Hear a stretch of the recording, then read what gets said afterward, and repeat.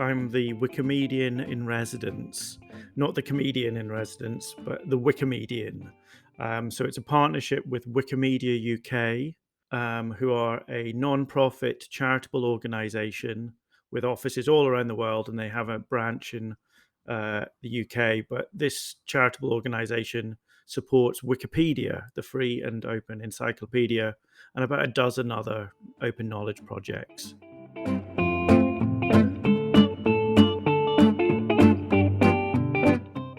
This strange sounding role came up at the University of Edinburgh about working with library collections, working with teaching and learning, and trying to get students and staff to understand how Wikipedia worked, how information got online, and how they could contribute some rich stories from Edinburgh.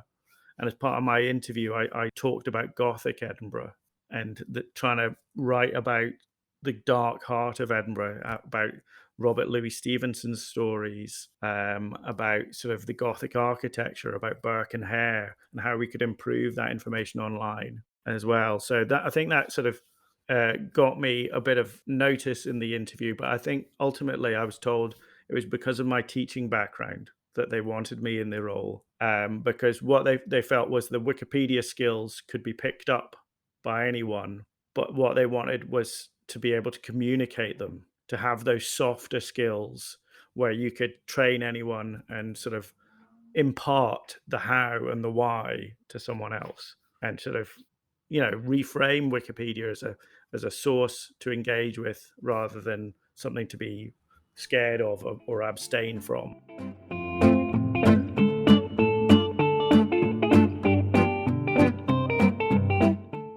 My role is to act as a free resource for any staff or student to learn about how Wikipedia and the other open knowledge projects that Wikimedia supports, and how they can benefit from them, and also how they can contribute to them. And we see this as part of our digital skills program. We know that digital capabilities are a key component of graduate employability. So we want to support students developing good habits in digital research skills and understanding how knowledge is created, curated, and disseminated online, and how we at the university can develop a robust information literacy from that, and also feel empowered that we can share knowledge openly as well, and that we can improve the information that's readily available online. I think most people understand that Wikipedia, while it is the site that anyone can edit, they don't understand that you can't just add anything, that it has to be a neutrally written, factual information backed up with a citation. You must cite what you write, and that those citations have to come from credible, reliable, published secondary sources.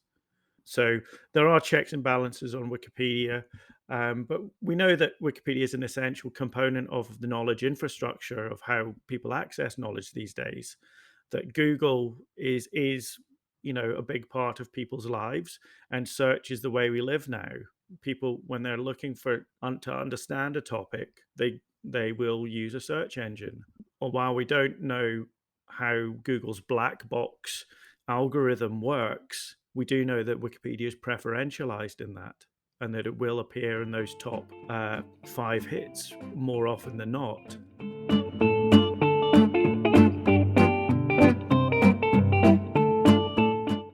So we've worked with reproductive biology honours students for the last 6 years. They get an orientation about how Wikipedia works and how a lot of the other medical databases of knowledge work. And once we've got them to research a topic in their groups, they then come back the following week to then take what they've learned and turn it into a Wikipedia page. And Wikipedia editing takes about an hour to learn the basics.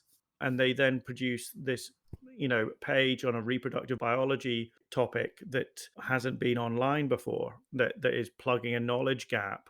If I take one particular example, the article on high-grade serous carcinoma is one of the most common and most deadly forms of ovarian cancer, and it didn't have an entry on Wikipedia until our student Anya Kavanagh sat down and wrote it and she was very diligent in making sure that she provided the most up-to-date and rigorous health information, not medical advice, health information backed up with credible citations from recent review literature, so that we get the medical consensus on the topic, not just a one-off study. And that article's now been viewed over 100,000 times since she added it.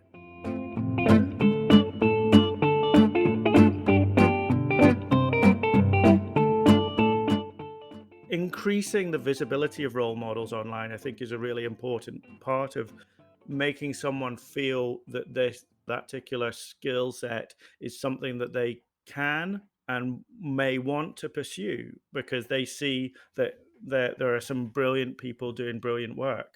So we take part in Ada Lovelace Day every year, which is about encouraging and celebrating women in STEM subjects. And we write a number of different pages. As part of that, we get people to nominate brilliant, inspiring women that are doing work today, because a lot of the sources of information tend to be about dead people, because they're only seen to be celebrated or written about after they've passed away. But there are brilliant people doing brilliant work today, and we're trying to encourage a culture that celebrates that recognizes and acknowledges this fact. And there was a classic example of the Nobel Prize winner, Donna Strickland, who didn't have a Wikipedia page until she won the Nobel Prize. And part of the reason that Wikipedia didn't have it was when someone tried to write the page, they didn't demonstrate that enough through the sources that they used that she was doing notable, important, remarkable work. So Wikipedia is kind of a mirror of the availability of reliable published secondary sources out there in the world. So if we're not writing about and celebrating these women, rummaging through the archives and pulling out this information, then Wikipedia can't have articles on them, and then people can't discover them through Google search results. So what we're doing is making sure that women are not a minority online. And while Wikipedia only has 19% of biographies about women at the moment, they are still a minority in our search results.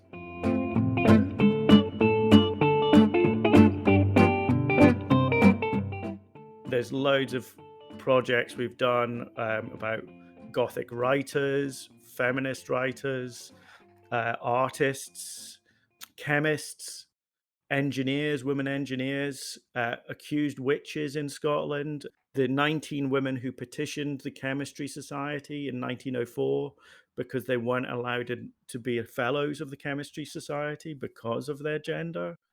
And we've got the suffragettes, Scotland's suffragettes. They're now represented online, and we even have a little box at the foot of their page so that if you read about one Scottish suffragette, you can then navigate to all the others that we've written about as well. And so these stories are out there. There's a definite labor to this work, but we have to just acknowledge that this is something we want to value and celebrate.